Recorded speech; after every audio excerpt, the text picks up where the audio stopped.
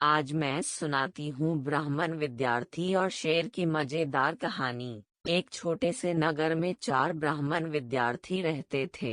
वे एक दूसरे के बहुत अच्छे मित्र भी थे।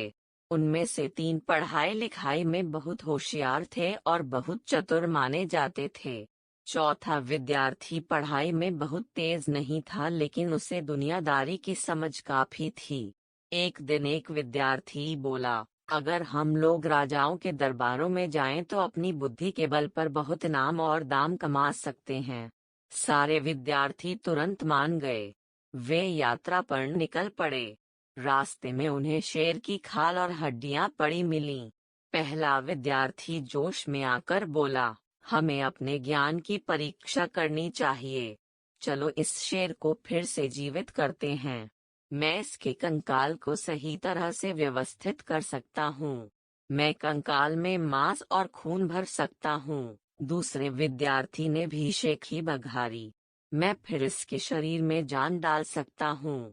यह फिर से जीवित जानवर बन जाएगा। तीसरा विद्यार्थी बोल पड़ा। चौथे विद्यार्थी ने कुछ नहीं कहा और तीनों की बातें सुनता रहा। इसके बाद उसने अपना सिर हिलाया और बोला, ठीक है, तुम लोगों को जो अच्छा लगे वैसा करो, लेकिन पहले मुझे किसी पेड़ पर चढ़ जाने दो। तुम लोग बहुत होशियार हो।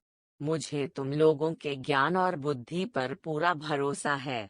तुम लोग शेर को अवश्य जीवित कर लोगे और जल्द ही यह मरा हुआ शेर जीवित होकर दहाड़ मारने लगेगा। हालांकि मुझे यह विश्वास नहीं है कि तुम लोग इस शेर का स्वभाव भी बदल पाओगे। शेर कभी घास नहीं खा सकता, जैसे मेमना कभी मांस नहीं खा सकता। उसके साथ ही उसकी बात सुनकर हंस पड़े। तुम डरपोक हो। तुम्हें अपनी जान गंवाने का डर है। शर्म करो। तुम्हें हमारे ज्ञान पर भरोसा है, लेकिन तुम्हें यह नहीं पता कि हम लोग जिस जानवर को जीवित करेंगे वह पूरी तरह हमारे अनुसार ही कार्य करेगा। हम जिस जानवर को जीवन दान देंगे वह भला हमारे ऊपर क्यों हमला करेगा। खैर, तुम चाहते हो तो छिप जाओ और हमारा कमाल देखो। चौथा विद्यार्थी दौड़कर एक पेड़ पर चढ़ गया। उसके सारे मित्र उसे देखकर फिर से हंस पड़े।